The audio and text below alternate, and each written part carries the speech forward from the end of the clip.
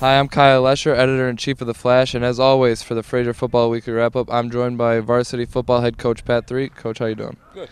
Let's take a look at the first drive. For the first play, Dean dropped back to find Mitchell Spatafor for the first down.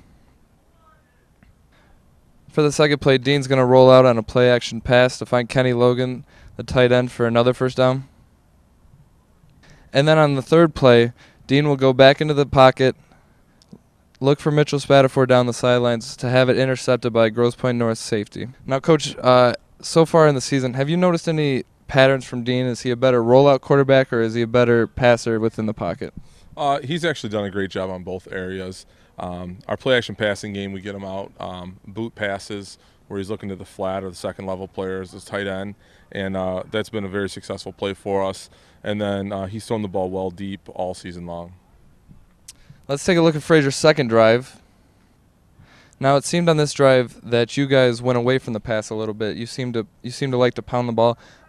Was that your game plan, or was that a way of calming Dean and the wideouts down to get their confidence back after that interception?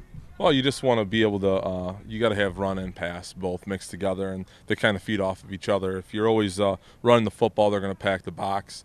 And if you're always throwing the ball, that's going to loosen them up, and they're going to come at you, and you can be in a tough situation. So you really want to be, truthfully, probably like a 60% run, 40% pass type of team. This is the first play of the second quarter. Dean dropped back looking for Kenny Logan in the corner of the end zone to nearly have it intercepted again, but he was out of bounds. Coach, Grosse Pointe North seemed to be all over the ball on defense. Was that their skill on defense, or were there some miscommunications with the wideouts and the quarterback? Grosse Pointe North is one of the best football teams around. Up until about their third game, they didn't give up a touchdown with their defense. They're very well coached. They were in the MAC White last year, and they moved down because of having a smaller enrollment. But that was by far the best defense we faced this year. Grosse Pointe North seemed to take some motivation from that stop to hold Fraser to a field goal to take the 3-0 lead. On offense, they came back and they added a combination of pass and run. How tough was it to stop such a dynamic quarterback like they had?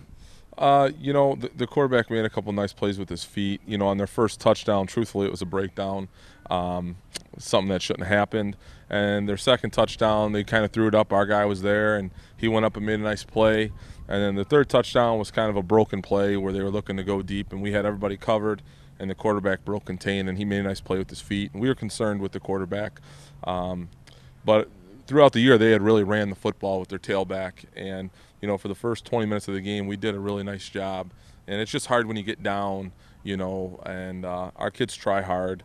And, we're improving. We just got to clean up on a few of the mistakes that are costing us. Coach, they were able to get big chunks of yardage at a time, it seemed, in the second half, keeping you guys on your heels as they went down the field. What do you try and do during big defensive possessions like that to keep them focused, to make sure that they don't sit back on their toes? Well, one big thing is when you lose 3 starters on defense in the first half, 2 of them being seniors like Chris Greeny and Matt Mainhart, they're kind of part of the core of our team. Some of that stuff is open because you have some other guys who aren't your first-string guys in there. And those other guys that came in, they did the best that they could. But Grosse Pointe North's a good football team, and they had good depth. And, our guys, they feel confident in what we're doing on defense. And we have the flashes where we show that we can be a good football team. But we just need to improve, and we really need to just get healthy. Your guys' record's now 1-5. That means there's no mathematical chance of reaching the postseason. As you know, Fraser hasn't been to the playoffs since 1998. You've only been here 2 years, but what can be held accountable for that many years of losing? Well, I think that, some of the things that we're doing, we're heading in the right direction. I think our attitude is great. A lot of times when you get into a losing situation, you'll hear coaches say, the kids don't show up, they're not trying, they've thrown in the towel. And that's totally the opposite of our young men. They are showing up every day. They are working hard. We had a great practice yesterday. We had a lot of fun. And, that's a challenge as a coach when losing is not what you want to do, and it's not what these guys want to do, especially when you're as dedicated and you put as much time in as they have and that we have. But the biggest thing is that we figure out the mistakes that we're making and improve and stay together as a team through thick and thin. You guys have Lance Cruz next week. You're on the road. Tell us a little bit about Lance Cruz and what do you expect? Lance Cruz, they're a 3-3 football team.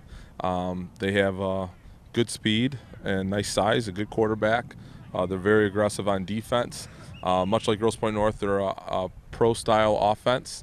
So we'll be seeing some more ISO and power and trapping, and which is good for us because things that we made mistakes on, we're going to get better at. Well, good luck, Coach, next week. I'm Kyle Lesher, and for Coach 3, we'll see you next week on Fraser Football Weekly Wrap-Up.